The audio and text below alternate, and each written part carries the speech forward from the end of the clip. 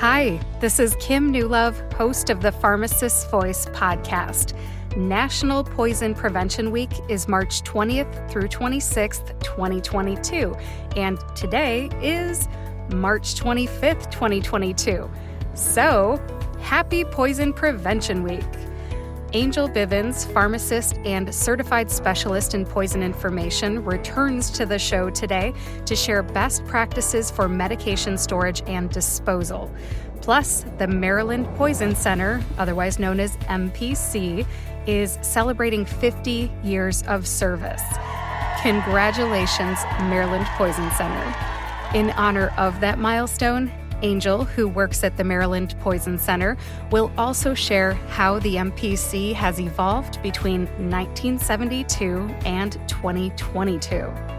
Now, before I move on, I need to make a serious announcement. Listener discretion is advised. Some of the topics in this episode include children putting weird things into their mouths, applying patches, poisonings, injuries, and other sensitive topics. If you have small children or sensitive individuals listening with you today, please use your judgment. Some of the information in this episode is not intended for individuals who may be influenced by topics that we discuss today. Again, listener discretion is advised. Thank you. Now, on with the show. If you're new to the Pharmacist's Voice podcast, welcome.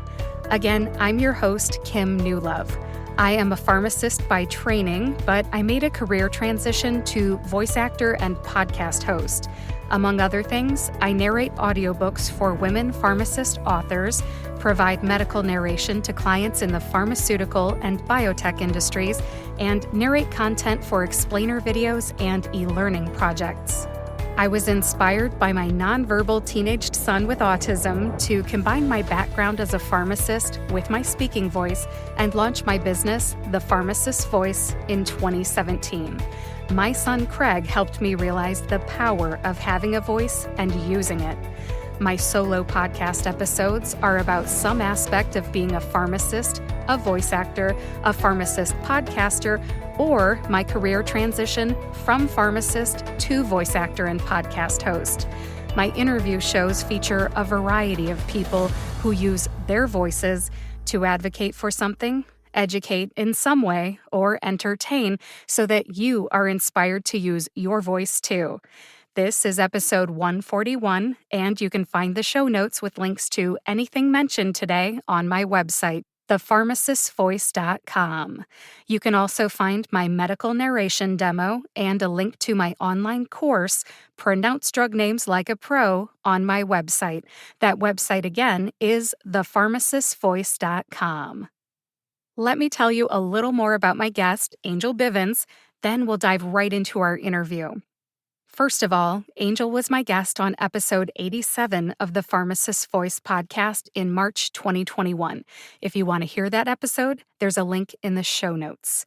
She is a specialist in poison information, and she's a very knowledgeable guest, so I do hope to have her on the podcast each March in honor of National Poison Prevention Week. Angel is a pharmacist by training with experience in retail, hospital, home infusion, and mail-order pharmacy, but her true passion is working at the Maryland Poison Center, also known as the MPC. She has been with the MPC for over 25 years, spending the first 8 years as a specialist in poison information, managing poisoning and overdose cases from the public and healthcare professionals. She then spent the next 17 years in the role of public education coordinator, ensuring the more than 4 million Marylanders in the MPC's service area know about their services and learn ways to keep their families safe from poison dangers in and around their home. Angel rose to her current role as Assistant Director, overseeing operations and public education in 2018.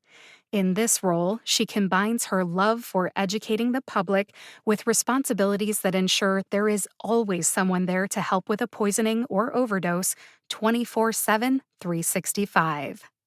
Angel completed her Bachelor of Science degree in pharmacy at Duquesne University in Pittsburgh, Pennsylvania, and her MBA at the University of Baltimore in Baltimore, Maryland. She also holds the designation of Certified Specialist in Poison Information, or CSPI, after successfully completing the American Association of Poison Control Centers certification examination in 1990, 1998, 2005, 2012, and 2019. Without further ado, here's my conversation with Angel Bivens. Hi, Angel. Welcome to the Pharmacist Voice podcast again. How are you? I am doing well. Thank you so much for having me again. You're welcome. Well, happy Poison Prevention Week. You are on during Poison Prevention Week. So happy Poison Prevention Week. Thank you. Same back at you and to everybody out there. We like that people want to celebrate with us. Absolutely. I think that poison prevention education is very important, and I want to dive right in with some practical information that pharmacists can use: safe storage, safe disposal, and other things that the Poison Help Center can help with. Okay, great. Poison center educators are notoriously undermanned. They usually have, in our center, we have one educator for 4.1 million people. So we can use all the help we can get out there. And pharmacists are a great resource for us. They are great folks to add to our army to promote our services.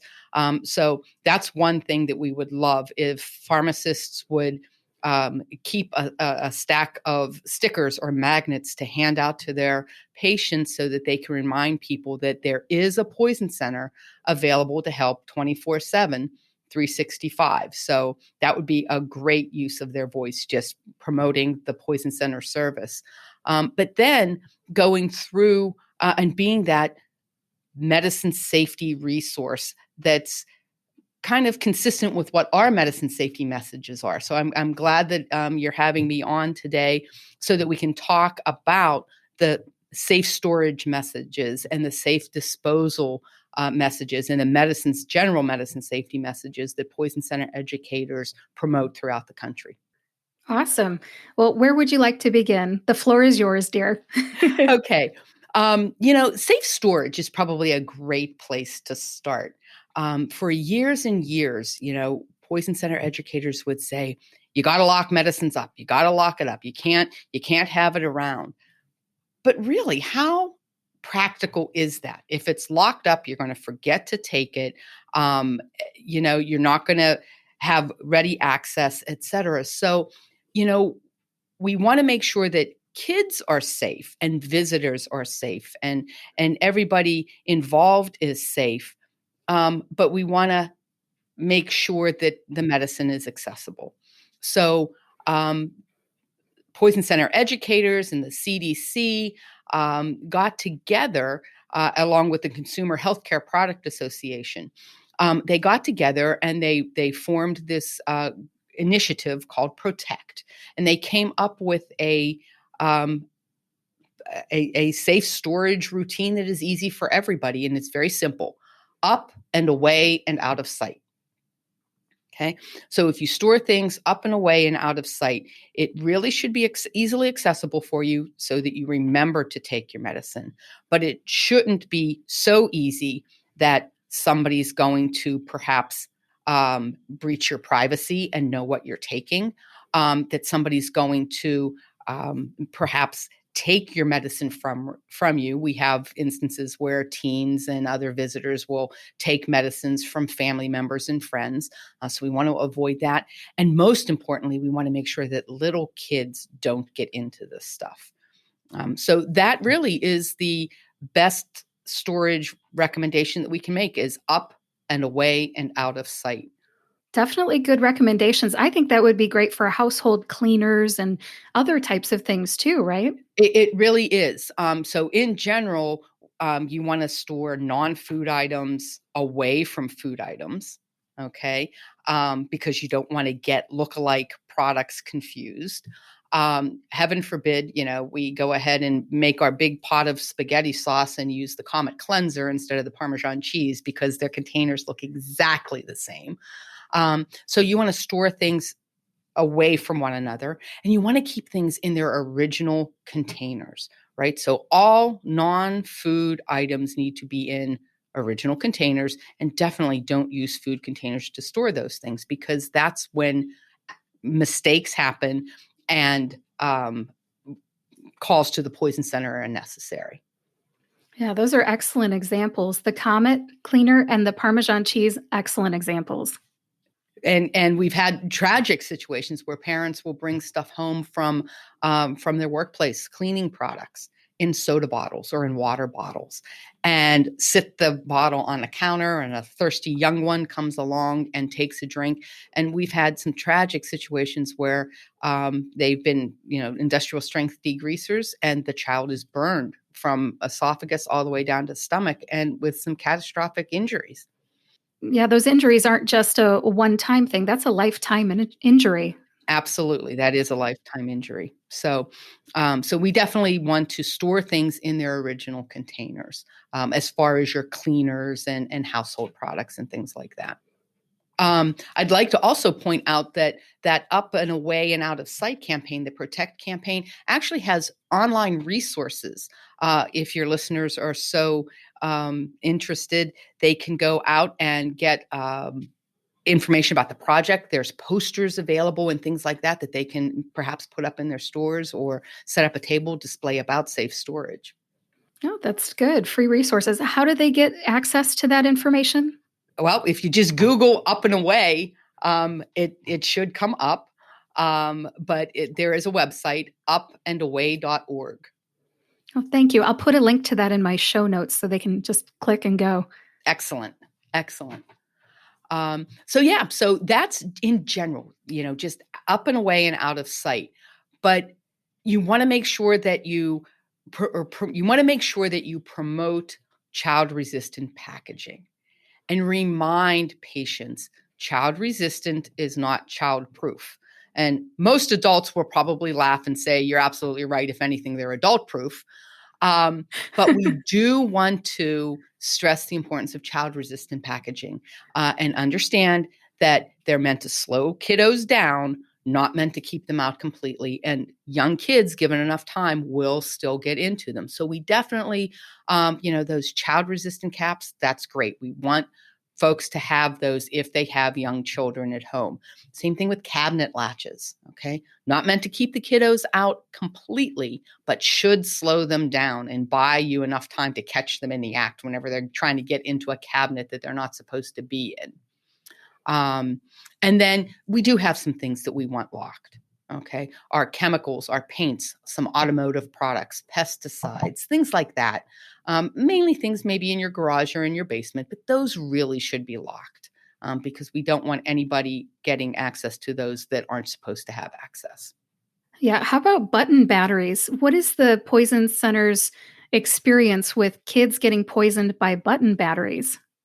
Again, button batteries are one of those things that cause us to pause whenever a caller says, "I'm missing a button battery." And the problem with those is that they are so tiny that a child could swallow one of those little batteries without anybody ever being the wiser.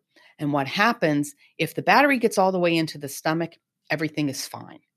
But if it gets stuck anywhere along the line in the esophagus, what happens is it will sit there in that moist environment, and it will conduct a current on itself in that moist environment. And it can, until it's removed, it will continue to burn, causing perhaps a perforation. And there have been little kids that have died prior to parents even realizing that the battery was missing or that the child had any symptoms.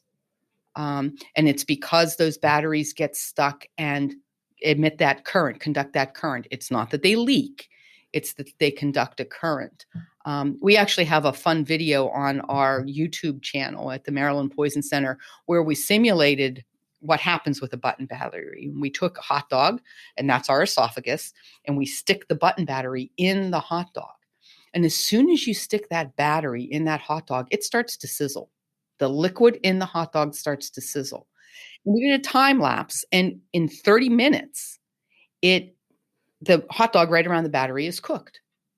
And if you leave it there for 2 hours, it's charred. It is black. It is, and we didn't go to the 2 hour point. Our friends down at the Florida Poison Center did go ahead and take it all the way to the 2 hour point, just to demonstrate how bad that is. So, as a poison center specialist, we want batteries. We want them visualized and removed within 2 hours to definitely make sure that there is no harm to the person. So that is one of those. We always send them in for X-rays, and we want them in a facility that would have the capability of removing that battery within 2 hours. So that's one of the things that we would probably avoid in urgent care, because we want them to be able to act immediately if the battery needs to be removed.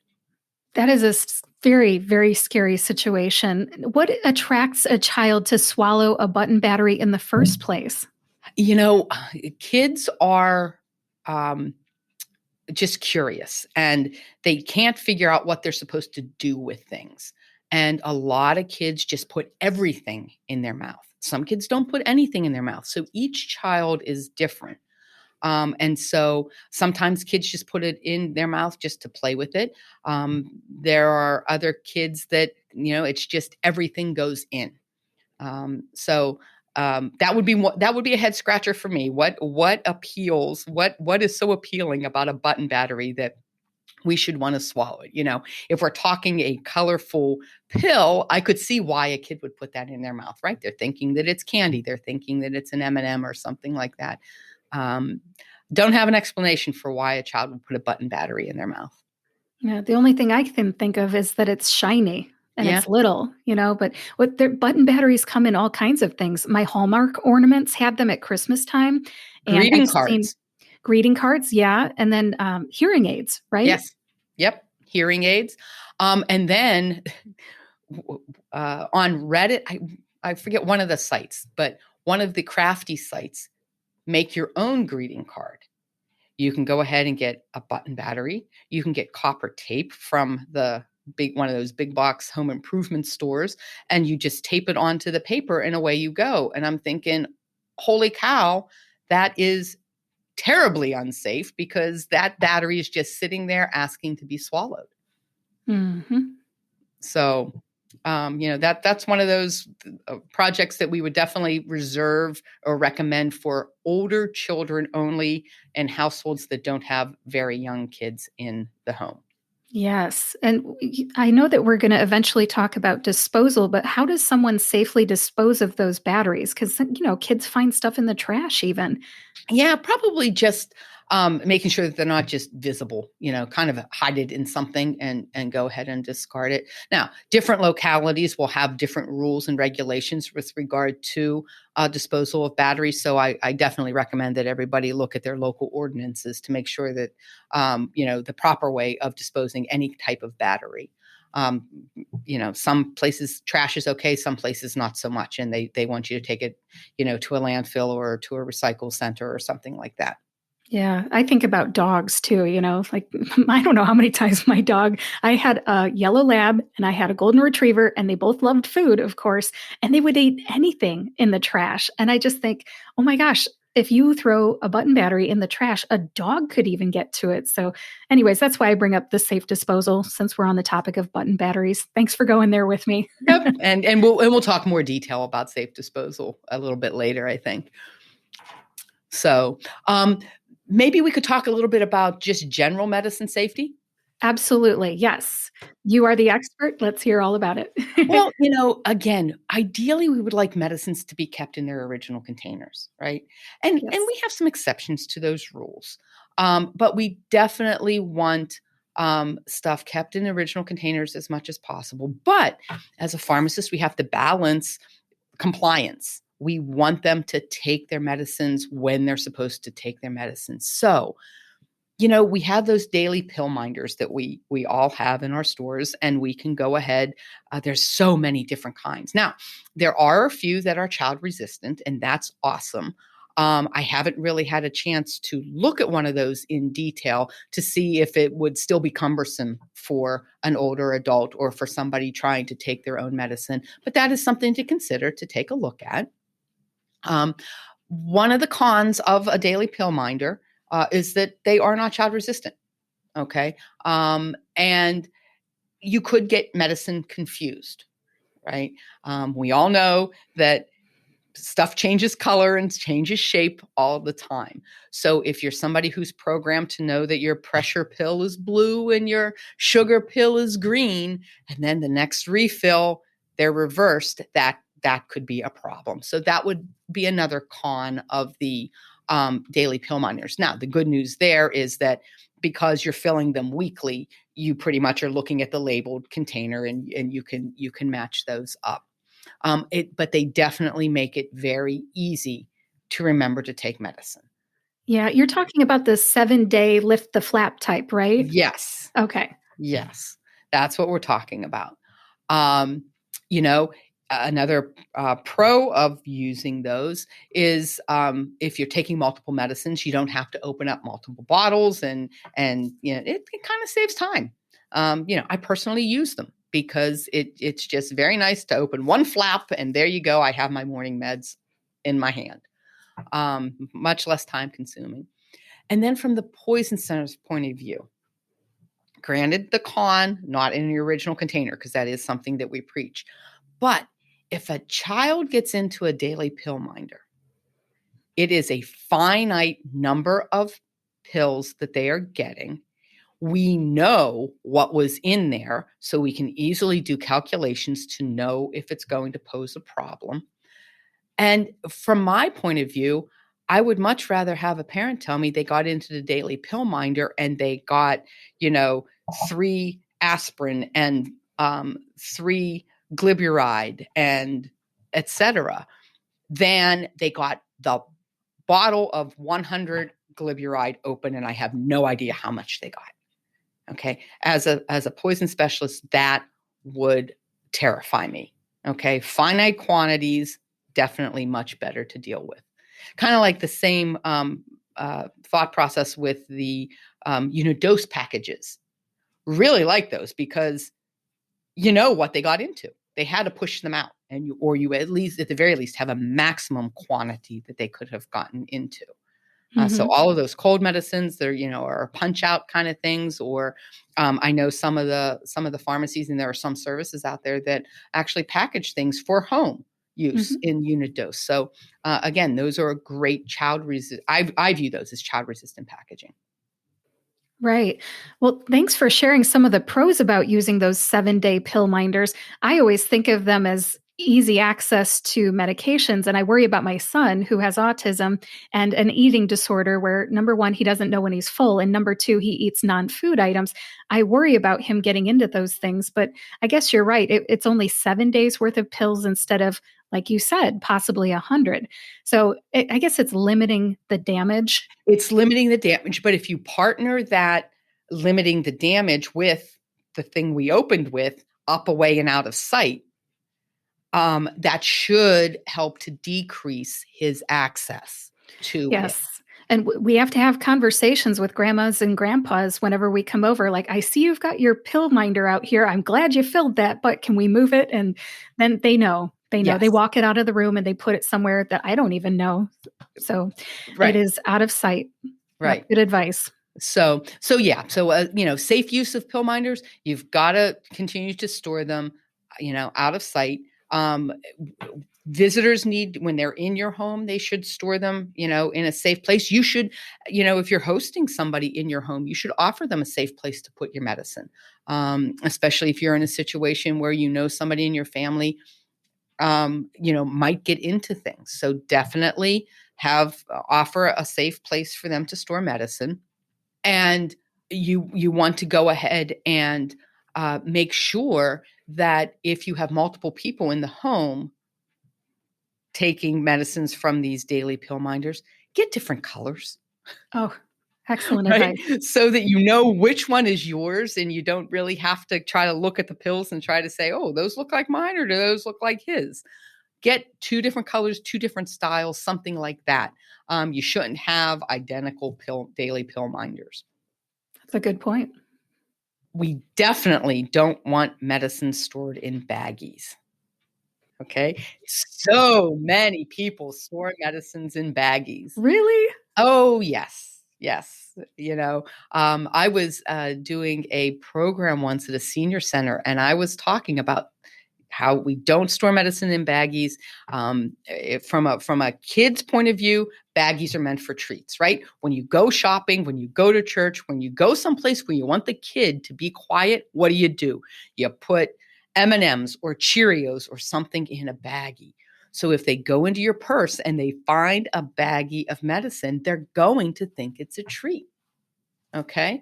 And so as I was at this senior center and I was talking about how we definitely don't want to put our medicines in baggies, it's easy to get things mixed up and you don't remember what you put in there and things like that. I had this little lady just start laughing. And I'm like, I'm sorry. Did I say something that was funny? And she held up one finger and she leaned down and reached in her purse and she held up her baggie of medicine. Her unlabeled baggie Her of medicine. unlabeled baggie of medicine. And I said, "Okay." And she said, "I promise. I heard what you said. You make a very good point. The next time you come back and talk to us, I'm not going to have a baggie of medicine in my purse." And I'm like, Nice. "Excellent. That's what we want." But really, we don't want folks to store medicines in baggies. You can buy little pill containers and things like that, again, to go ahead and make it convenient to take. If you're going on an outing, I understand you don't want to take your pill bottles with you. But there are definitely items meant to carry small quantities of medicine. So definitely get one of those. We don't want medicine to be left sitting on a counter in a small dish. Now, I'm sure that just seems like a very strange, off-the-wall thing to say. So you have to know that we've had many calls about that, right? That's what people do. They'll get up in the morning and they'll just sit their medicine in a small dish. But it can get knocked off. Somebody can come by and take it thinking that it's theirs. You just definitely want to make sure that you keep things where they're supposed to be until you're ready to take them. That would definitely be considered unsafe to just sit them out on the counter like that. Right. They could be forgotten and somebody could walk by, pick them up, especially a child or somebody Right. like my child who's got challenges. He's a teenager with autism. You never Yeah. know what they're going to do. And you could accidentally knock it off the counter and then there comes the dog. Oh, yeah. Okay. Yeah, good Or point. a small child will find it on the floor. So definitely keep things in a container. Now, we have had calls at the Poison Center because people don't want to purchase a daily pill minder. They'll just make their own. So they save their empty prescription bottles and they'll have 7 of them on the counter and they'll put their day's worth of medicine in each of the 7 bottles, completely unlabeled, completely labeled incorrectly, right? Just 7 bottles lined up and they know that they're supposed to open up the bottle and go ahead and take those pills that day. But we've had tragic situations happen, just really dangerous situations. We've had somebody who called and went ahead and downed what they thought was their Monday's worth of pills from the pill bottle, and it was the dog's thyroid medicine. Okay, so not only was it not just a day's worth of medicine, it was a larger quantity, and dog thyroid is much more potent than human thyroid. They need a lot higher doses. So this person was definitely bound to experience a thyroid storm. And so, Wow. not one of those things that, is going to cause morbidity, but definitely not comfortable for the person. I have a question. Now, poison centers get these phone calls where people come in times of crisis and they admit that they do. Let's admit these are dumb things. Okay. But how is a regular retail pharmacist, community practice pharmacist supposed to know that people are doing this in their homes? I mean, what is a good way to find out how people are safely storing their medications? I think that as pharmacists, we should be proactive, right? And we can start those conversations. Mr. Jones, I see that you have, you get a lot of prescriptions filled. Just out of curiosity, how do you store your medicines at home? How do you remember to take them at the right time? Isn't that our job as pharmacists to make sure that people are taking medicine safely? Use that counseling time. Maybe be proactive about start a safe storage initiative in your pharmacy, and try to reach out to people to talk to them about this, so that you can offer them tips that maybe you're learning here in the podcast, or certainly reach out to your local poison center educator and have a conversation about some tips that they can give their patients. Yeah, you bring up excellent points. And I think a really good time to have these conversations with our patients is around times of holidays when they either might be traveling or people might be traveling and staying with us. Correct. Travel time is one of the times that poisonings do increase, right? Because you're out of your element, you're out of your routine. You don't have your cabinets and things like that where you can safely store things. So again, if you are visiting someone's home, be proactive. Ask if there is someplace safe that you can store your medicine. You definitely don't want to keep things in a purse or a backpack or something like that if you're visiting a home that has small children or animals, right? Because dogs will snoop around, kids will be nosy and things like that. So you definitely don't want to store medicine in any kind of container or bag that's on the floor. And then if you are hosting somebody, store your medicine out of sight so other people don't have access. It keeps your medical privacy intact, and it decreases the likelihood that somebody's going to maybe, take a few of whatever it is that you have in your medicine cabinet. Mm-hmm. Yeah, some people are just curious, especially Yes. teenagers. I hate to Yeah. say it, but they are. Yep. All right. Well, these are all excellent points about storage. Anything else on storage before we move on to disposal? No, I think storage is kind of all sewn up there. Like I said, up, away, and out of sight. And just be mindful of where you're keeping things with regard and with who's in your home and visitors and your family members. Excellent points. Excellent. All right. Well, can you tell me a little bit about safe disposal of medications and even household products? Household products, it's pretty much you have to go with your local ordinances. There's your heavy duty pesticides and paints and things like that probably have to go to a landfill. But your typical household cleaners and cosmetics and things like that, those things can just go in the regular trash. You just want to make sure that if you have an inquisitive pup, that you're not throwing things where the dog's going to get into them unless they're definitely emptied and rinsed out and things like that. But in general, we don't hear a whole lot about access to things in the trash, with the exception, this just came to my mind, patches, nicotine patches, fentanyl patches, those kinds of things.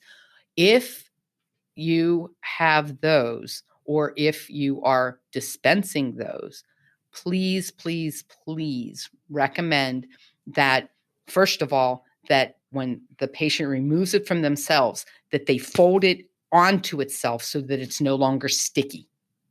And then we'll talk about safe disposal, but you really want to go ahead and put it in something that nobody's going to want to touch. And seal it in a baggie, and then go ahead and throw it in the trash to lessen the likelihood of somebody getting a hold of it. But kids love stickers, right? Yes. And so we've had kids come to the emergency room with an unexplained change in mental status. And when they undress the kid, they have patches on them because they were stickers. Okay. Yeah. So we definitely want to make sure. And even our smoking cessation nicotine patches, again, you've got to take them off, dispose of them properly, fold them on themselves, get them in some sort of a baggie or something like that with some gross kitchen stuff, and throw them away to limit the likelihood that a kid's going to find them and think that it's a fun sticker to wear. Wow, that makes me pause and just think about how long a child would have been wearing that sticker or Mm-hmm. patch Mm-hmm. in order for them to present with symptoms. It would have to be hours and hours. Not necessarily. It depends on how used the patch was, and remember that those things are dosed for adult people. So the amount of medicine in that patch, that's going to get through a child's skin, it's going to be much more permeable than an adult's skin. So it wouldn't take. You could probably be symptomatic in quite a short period of time with a little kid. I was thinking of the nicotine, but you're right, especially with a fentanyl patch. Mm-hmm. Boy, how fast do you think a child could get poisoned by a fentanyl patch? Minutes, Not really. hours? Yeah, probably an hour or so if it's on there. Mm. And I would say you would start to see symptoms. Yeah, poisons act fast, and they do not discriminate. That's right. For the longest time, that was the National Poison Prevention Week theme. Poisons act fast, so do children. I think I've heard that before, and those are true words. Right. So, how are we going to promote safe disposal of medicines as pharmacists, right? First and foremost, permanent drop-off locations. Over the past several years, there has been a lot of attention paid to safe disposal of medicine and clean out events. And, you want to go ahead and dispose of things when you no longer need it. So there's a lot of places now that have permanent drop-off locations. Now, here in Maryland, most police stations will have a permanent drop-off that you just drive up, you go ahead and put whatever medicine you don't want in that drop box, and away you go. No questions asked. They're, available 24/7. And, like I said, nobody asks any questions. You just put whatever you want in there and away you go. Now, you definitely want to make sure that you recommend that they cross out any personal information. You want to try to remove the label if at all possible, or what have you, or get the old Sharpie and go ahead and cross everything out. But permanent drop-off locations and DEA Drug Take-Back days are probably the best. They still do those DEA Drug Take-Back days twice a year. Usually once in the spring, once in the fall. So those are definitely the best place to get rid of your stuff, because you can pretty much get rid of everything, with the exception of injectables. Most places won't take injectables. Okay. Then, if you can't take it to one of the permanent drop-off locations or a DEA Drug Take-Back day, the first thing you should do is consult the FDA flush list. There are certain medicines, mostly opiates, that they want flushed because they don't want the diversion. They don't want the risk of somebody getting a hold of it and having severe consequences. So you want to go ahead and consult the FDA flush list. That's available. Again, if you just go ahead in your search engine and type FDA flush list, I'm sure it'll come up. Many poison centers have links on their website to that list. So double check, use that. But then easy home disposal. This is, and this again comes from the FDA and EPA. Yes, believe it or not, they got together and they agreed on something. And Wow. This is how you can, exactly. This is how you can do it at home easily. You take your medicine, whether it's liquid or pills. Don't crush anything. Just take your liquid medicine or your tablets, capsules. Mix it in a baggie, a resealable baggie, with an unappealing substance like dirt, cat litter, coffee grounds, kitchen scraps. Put all of that into the baggie, mush it up, seal the baggie. You can always put it in another one, seal that up, and then you can go ahead and throw the baggie in the trash. And really, then it just becomes normal kitchen waste. And it's unlikely, again, maybe a dog will get into it. It's unlikely a child's going to get into that, though. Okay. I think somebody that wants to divert those would have to be pretty motivated to take them out. And I know that people will say, if somebody's motivated enough, they will take it. But I think you have done your job if you've Yes. done all that. by at least making it very undesirable and almost hidden. I mean, Yes.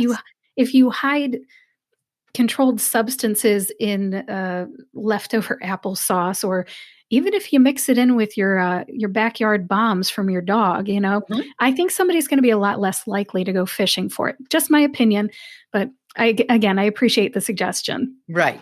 So, and like I said, that's an approved way of disposing of things. So again, double check local ordinance, double check with your local poison center, because I can tell you that poison center educators are thoroughly well versed on the topic of safe disposal of medicine. So if you're not supposed to, throw the stuff in the trash like I just described, your local poison center educator would know that. Oh, yet another reason to call the poison helpline. It is. It is. And again, there are handouts, and the FDA has, I think, a nice little graphic of actually doing these steps. Mixing the stuff, with the coffee grounds, and sealing it up and putting it in the trash and things like that. So there's lots of resources online, and anything that is on the FDA website, you can go ahead and print and use because it's free. Right, right. What other tips do you have about disposal? You know what? That's pretty much it. Is you want to make sure that you're recommending to patients that if the doctor says you no longer need to take a medicine, that's the time to get rid of it. Don't keep it around just in case he prescribes it again, because that's how people get themselves into trouble, right? They might self-medicate. Well, I'm not feeling good, and I think that's what he prescribed this for me for, so I'm going to go ahead and take that now. No, we don't want to do that. You might take that as well as a new medicine, and you're not supposed to take both of them together. So anytime a new prescription is given, the patient should be asking the doctor, what am I supposed to do about my other medicines? Am I still taking everything else, or is there something you want me to stop taking? Okay. And make sure that whatever you're not supposed to be taking, you get rid of right then and there. That way you don't have Yes. to worry about mistaking doses or, taking it inappropriately. My parents, I love them, but my dad and my dad especially hangs on to things well beyond their good use state. And I think what you were just talking about, keeping hold of something where the dose has been changed, I think he's likely to do that. I should have a conversation with my own parents about this. Right. And my brother is a pharmacist too, and we've sometimes taken things from their houses we've taken things from my parents' house when we were there for a holiday, because they have Vicks from the 80s, that they used when we were kids. We can tell. I mean, it says expiration date 1980 something, and we have to take it out of the house. Yeah. Otherwise, they're going to keep using it. Mom, Dad, if you're listening to this, sorry, I'm calling you out on this. But hey, anybody listening to this, we got to take care of our own parents. They have these habits, and they were raised by people who survived the Depression, and this is just how they think. And we need to save them from their own mistakes. Yeah. The good news is that there's very little out there that if you use it when it's expired, it becomes harmful, right? The good news is that it won't turn into something more harmful. There's a couple of exceptions, okay? But it's not going to turn into something more harmful. It just won't work as well. So, Let me ask you something. I've always tried to rationalize it with my parents and say that just like food decomposes, drugs do too. And it's just not good anymore. So why right. use it? It's not going to be as effective, definitely. The longer you have it, the less effective it's going to be. So, at some point, you're right. It's going to reach the point where it's just not going to help you. And in the case of the Vicks, it's like then you just have a jar full of goo. It smells the same, so I think they think it's effective. Anyways, I'm pretty sure that's been taken from their house Okay. and it's been replaced. But any words of advice on talking to somebody who has, for lack of a better term, hoarding behavior, where they just have a hard time parting with things that are still what they can consider to be good? Yeah, and that's really tough. You made the point about folks that maybe are older and survived the Depression when money was tight. And we all know that prescription prices are just sky high. And being on a fixed income, I think just being empathetic, saying, I understand that this costs you a lot of money. But ultimately, it's safer if you don't have it in the home, because you don't want to mistakenly continue taking it. You don't want to have somebody else accidentally take it. It's better to just get rid of it. But acknowledge that their thought about it being expensive is real, because it is. But ultimately, we want to make sure that they're safe. And so they really should discard it. Thank you. I appreciate that. Any other words of wisdom about medication disposal? I don't think so. I think that pretty much covers it. Just make sure you're doing it on a regular basis. Clean out that medicine cabinet, twice a year. You have a good excuse. Yep. Those drug take-back days are twice a year, aren't they? Yes, they are. And they're usually well advertised by poison centers. So, follow your local poison center on social media, and you'll get those notifications. I don't know if I'm following our local one. I follow yours. But Excellent. I'm sure, yes, I'm sure that you guys put out the word. And I know I follow the one in Miami, Florida with our friend, Dr. Wendy Stefan. Right. But I'm sure both of you post those. Yes, and we I do. will follow the directions. Yes, I am a big fan of the drug take-back days. They usually have pharmacy students around my area, Northwest Ohio, the University of Toledo College of Pharmacy. Usually they have students, and I just like showing up to say hi to them and getting rid of my drugs. and they get so excited to help people. And man, if you ever want to see something impressive, go to the DEA's website, because they'll have pictures of the amount of stuff that is taken in. And one of our local places always weighs it and promotes or shares how much they got back. And it's amazing. Hundreds of pounds of things. And that's great, because that means that they're not going to be unintentionally taken. There's not going to be medicine mistakes. There's not going to be an overdose, things like that. So we definitely want to remove as much from the homes when it's not needed. Yeah, safe drug disposal helps prevent poisonings, and that's why Yes. we talk about them together. So thank you for bringing up those important points. Yes. Great. Well, what would you like to talk about next? Well, the Maryland Poison Center is kind of celebrating something kind of special right now. This is our 50th year in existence. Congratulations. So, thank you. Yeah. So what is that? Our golden anniversary, right? Is that? I think it is the golden. Yeah, you're right. So that means that in 1972, we became officially the sole poison center for the state of Maryland, and we've been housed at the University of Maryland School of Pharmacy here in Baltimore since 1972. Prior to that, there were phones in several of the hospital emergency departments that were labeled as the poison phone. And when it rang, whoever happened to be walking by would pick it up, and they would give poisoning and overdose advice, right? And so, 50 years ago, we said, no, there's a better way of doing this. Yes. And so we centralized everything in one call center. And it's been pretty fun looking back over the past 50 years. So if I could, I'd like to share some of the differences between 1972 and 2022. Oh, that sounds like fun. I'd love to hear all about it. It's, first of all, how did we document cases? Back then, pen and paper. Okay, we had paper forms. We would write everything down, handwritten. And then on the side, there was a Scantron. And so some of the data points, we would go ahead and take a Sharpie marker, and we would go ahead and we called that bubbling the form, and we would go ahead and fill in the form. And then those were separated and they would be scanned in. So we would kind of have electronic data from that Scantron form. Okay. So that was back in 1972. Today, we have a complete electronic medical record. a couple of our specialists still write things down, but most of our specialists are direct data entering right into an electronic medical record. And it is uploaded into a national database every 20 minutes.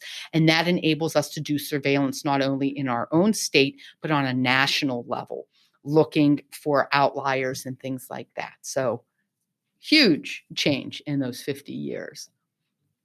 The resources, oh my goodness.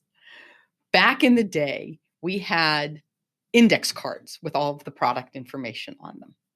Oh, that's different. Then, yeah, right. Very effective index cards. Can you imagine going through index cards, looking to see what the ingredients were? Then we thought we were pretty snazzy because then we got the index cards switched to microfiche. Okay, now, if you've never experienced a microfiche, it can be quite dizzying, right? Because you have a lot of things in a very small space, but they get shown bigger. And, if you move too fast, you're going to go ahead and get the spins. So microfiche, there you go. And then in the late 80s, computers came to the Maryland Poison Center, but not at every desk. We only had 2. And we had to share. So we would have like 4 or 5 workstations, and we would have to kind of roll over to the computer, look up our product, and then roll back to our telephone and talk to the folks. So that was kind of the way the resources, index cards to microfiche to 2 computers in the center. Now each workstation has 3 computer screens. It almost looks like Command Central, because of all the different applications we have. So we have data, we have the electronic medical record. We have our computerized phone system that basically sends the call right to the desk, whoever's available. We have the database online that has all of the different products. No more note cards, no more microfiche. It's right there at our desktop. And then we have access to our medical library here on campus. So we have access to all of the journals. We have some e-textbooks. We do have still textbooks on a bookshelf, but we have some e-textbooks and things like that. So just a plethora of electronic resources that makes it so much faster to deal with our callers. Telephones, well, you can imagine how that has changed. It went from the desktop phones with the multiple lines that had the flashing lights, and you would push the line that you'd want to talk to, and you'd then hit the hold button, and of course you were tethered right there. Our phone system now is computerized. We have an ACD that goes ahead and, again, you don't hear the phone ringing ever, because it rings only at the desk. Back in the day, it was the phones were just ringing, and callers could hear the phones ringing in the background.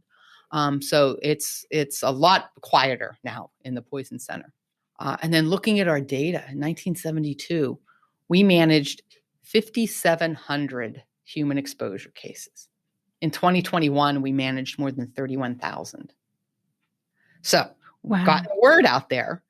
But we think we can do more, because we think that so many people don't use our service because they are using their own electronic resources. Oh, Google. So, yeah. Dr. Google, as a matter of fact. So you know what? I have to say, that is one place that I would love to use my pharmacist's voice and ask your audience to use their pharmacist's voice to please promote the services of poison centers, as opposed to going to the internet to look up things. The internet is wonderful. It is so useful for so many things. But if somebody has gotten into something that they shouldn't have in an amount that they shouldn't have, or what have you, do you really want to be worrying about typing in, getting your search results, and trying to figure out what's real and what's not, and what's accurate and what's not, and what's conflicting with the other things? If you just pick up the phone and call the Poison Center, you are going to speak to a pharmacist, a nurse, a physician that is going to be specially trained in managing those situations.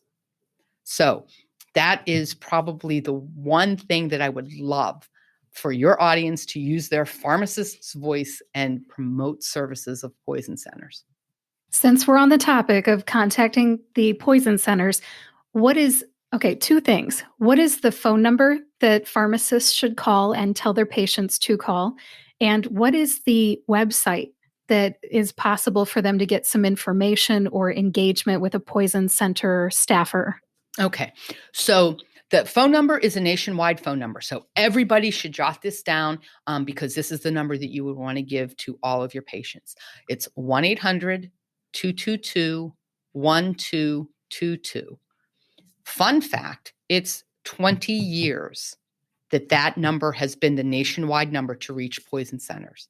Prior to that, each poison center had their own phone number.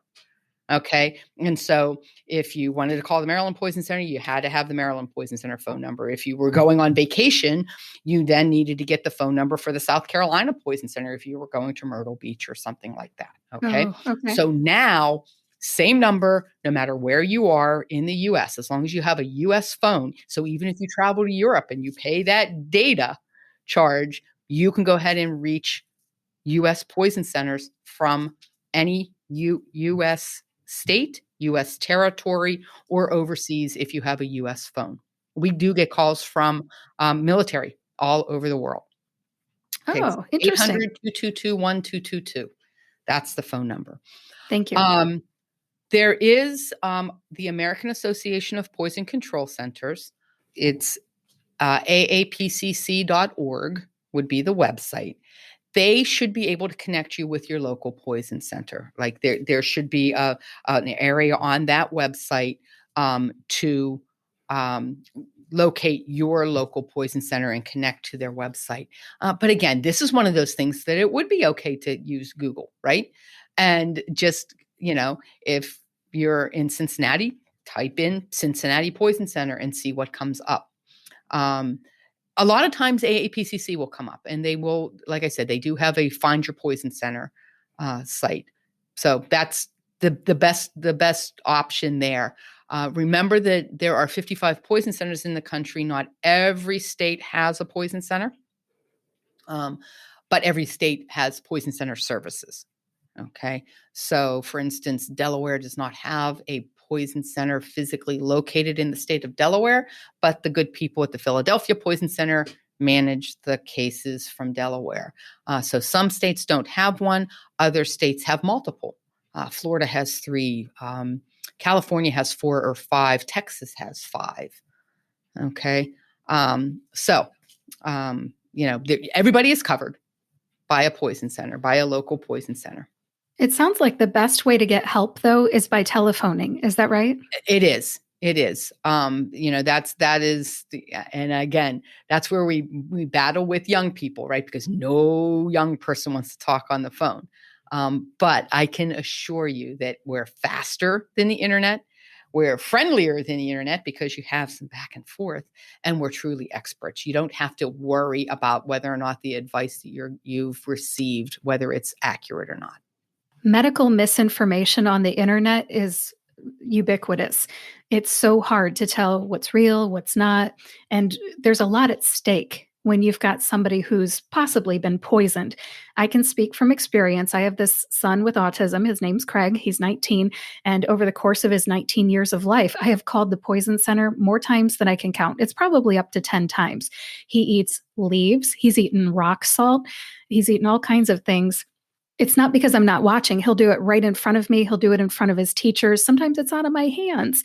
And when that happens, I am scared, and I do not want to Google, is it okay if my kid eats leaves? I don't want to ask, what's in Morton rock salt? I want to talk to a human that's going to talk me down because I am freaking out, And okay, so you make a very good point. That's one thing that our specialists are very good at, is easing the stress. Okay. Immediately saying, this is going to be fine. We can handle this.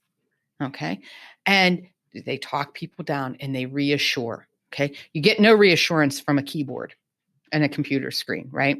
The other thing that you don't get from a keyboard and a computer screen is specific information for you. Okay. The information you're going to find online is going to be general. It's very much going to be general. So, for instance, we had someone call because their daughter accidentally took a double dose of their ADHD medicine. And the mother admitted that she looked online, okay, but then thought that she would call just to be sure. So we said, double dose. She's been on it for a couple of years. This is going to be no problem. She's not even going to have any side effects. And the mom said, well, it says her blood pressure is going to go up. It says that her heart rate's going to go up. It says all of these terrible things. And it's like, yes, because that's in general. It's not taking into account that she's been on the medicine for multiple years. Her body is used to it. So a little bit extra is not going to cause those side effects. So we give that detailed information specific to you. We're going to ask about past medical history. You don't get to put that in to the computer, right? We're going to know if the child has a seizure condition so that if they took something that could cause seizures, we're going to be a little bit more proactive with that. So we customize those recommendations, and you're just not going to get that online.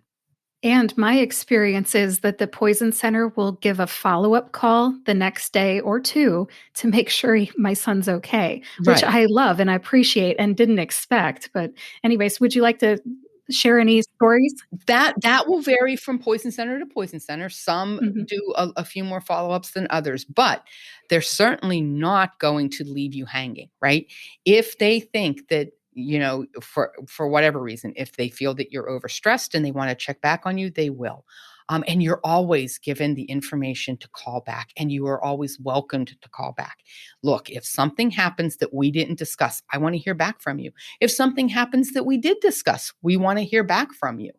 Okay, please call us and ask. If something comes to your mind that you forgot to ask, please call us back. We are happy to answer any and all questions. But we will go ahead for home cases at our poison center. We follow up if there were symptoms, and we want to double check and make sure everything resolves. Now, interestingly, in hospital cases, we follow up until they're discharged because we want to make sure that they are that their journey is exactly as we would expect, and that there were no turns or twists in the way, thinking that there might be a co-ingestant that we didn't know about.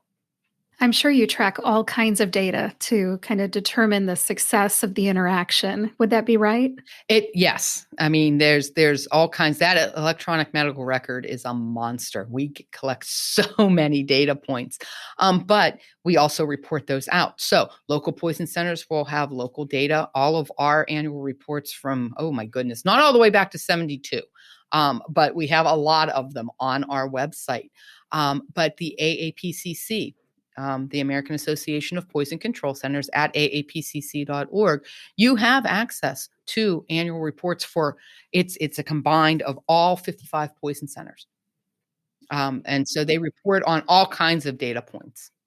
I think I've read parts of that before. For example, the different methods of ingestion, because I think you can, take things by mouth, you can inhale things, you can inject things, you can absorb things. And I think I read an annual report once, or maybe it was just general facts from the Poison Center about all the different ways that you can get poisoned. And I was fascinated because I was doing a presentation for elementary school kids.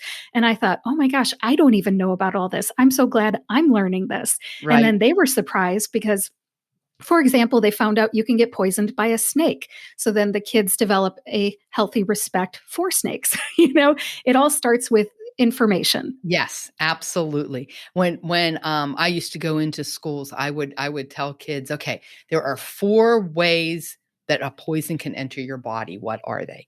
And that is always fun to throw out at kids because, man, do they come up with some off the wall things. But the 4 that I was looking at was obviously eating or drinking, okay, inhaling or breathing, okay, through the eye and through the skin. Okay, those are the 4 main ones.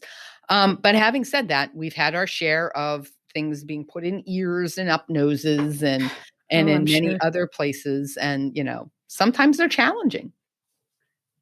Absolutely.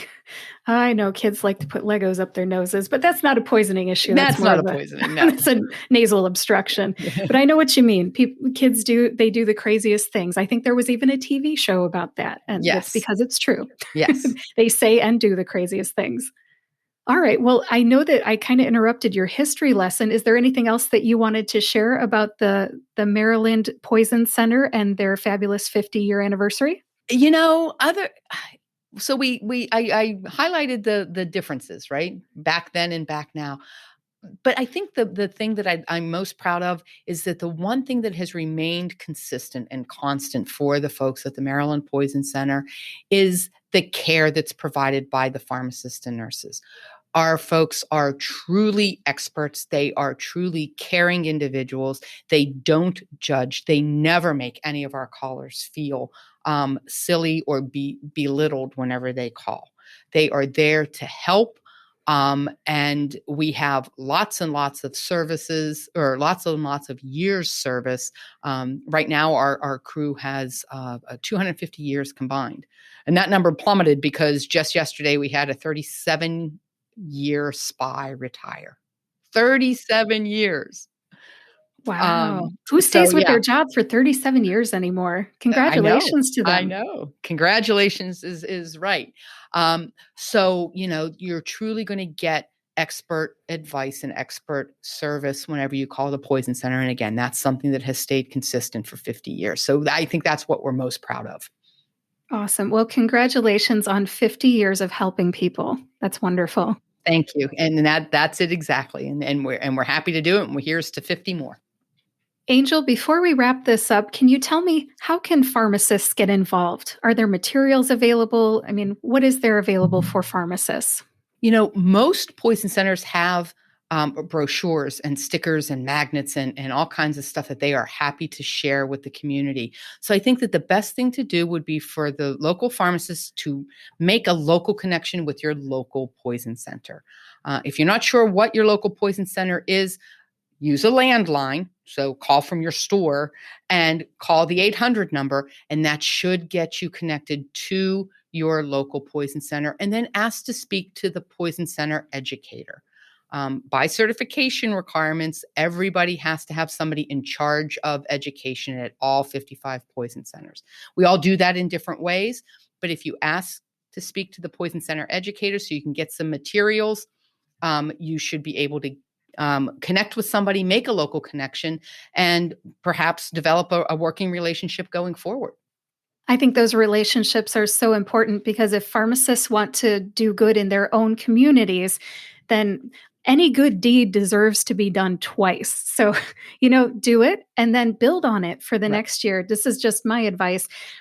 I think what you mentioned about contacting the educator is really important because anybody that calls the poison center is going to get a certified poison specialist, Right. a A spy, certified specialist in poison information, a CSPI is what we call a ourselves. C spy. And Yeah. we certainly want those folks to be available for the true poisoning and overdose calls. It's okay to Right. make that initial call and just say, "Hi, I'm really sorry. I'm just trying to connect with your educator. Could you transfer me, or what's the best way for me to get in touch with that person?" And all of the specialists are more than happy to go ahead and make that connection. Very good. I have had good experiences with my local educators when I've developed programs for elementary school kids. Fifth graders are wonderful to talk to. Anybody listening who needs an entry point, fifth graders are great. They're usually about 10 years old, staying at home for the first time in their lives without mom and dad around, maybe watching a sibling for half an hour. Those are the kids that we want to be educated about how to keep themselves and others safe. So that would be a good entry point. And whenever I would call the poison center, I don't think I knew I was talking to an educator. I would always get transferred. And now, Angel, you have just opened my eyes to the fact that I was probably talking to the educator, and they hooked me up big time. Like you said, magnets and stickers and pamphlets and ideas. So if you as a pharmacist want to get out there and make a presentation, there are people out there to support you. And not only make a presentation, if you just want to have stuff at your store to hand out to folks. And like I said, all kinds of different information that will promote the services of the Poison Center and help keep your patients safe. Very good. Those are great closing words. Anything else before we wrap this up? Nope, I have very much enjoyed my time. I appreciate the opportunity to, again, promote our services to pharmacists. We really could use all the help we can get. Poison centers across the country could use all the help we can get in promoting our services. So we hope that as many pharmacists will jump on board as possible. Angel, thanks again for being on the Pharmacist Voice podcast to share how you use your voice. Take care. Thanks. I'd like to share some final thoughts with you. I am a big fan of poisoning prevention education. It is so easy to make a big difference with just little changes. We talked about medication storage and disposal, and we also heard Angel talk about how her poison center has changed over the years. I learned a lot today. The button battery and plastic baggie parts of this episode in particular were very eye-opening for me. Holiday ornaments, greeting cards, and hearing aids can have button batteries, right? Now that we all know the dangers of ingestion, we just might look at them differently and be more aware of how closely we need to keep track of them, or how safely we need to dispose of them. I know I will, anyway. Plus, I am not one to store medicines in plastic baggies, but I will certainly keep an eye out for that when I visit others or when others visit me or when I'm out in public. Because I'll tell you, having children, especially a child with special needs, has forced me to develop an eye for potential poisoning risks. Angel also brought up excellent points about being a visitor in someone else's home, whether they have baggies or not, and having visitors in our homes. With spring break, the Easter holiday, and summer vacation just around the corner, this is a great time to think about how visitors and visiting others might affect the medications in your life. Be safe. I'll wrap this up by saying congratulations again to the Maryland Poison Center for 50 years of service. That's quite an accomplishment. And thank you for listening to episode 141 of the Pharmacist's Voice podcast. Please visit thepharmacistvoice.com to read the show notes. In the show notes today, I'll have links to Angel Bivens' LinkedIn profile, the Maryland Poison Center website and social media links, upandaway.org, DEA Drug Take-Back Days, the American Association of Poison Control Centers, AAPCC, and more. If you know someone who would like this episode, please share it with them. And subscribe to or follow the Pharmacist's Voice podcast on your favorite podcast player and YouTube to get each new episode right when it comes out. Thank you again for listening.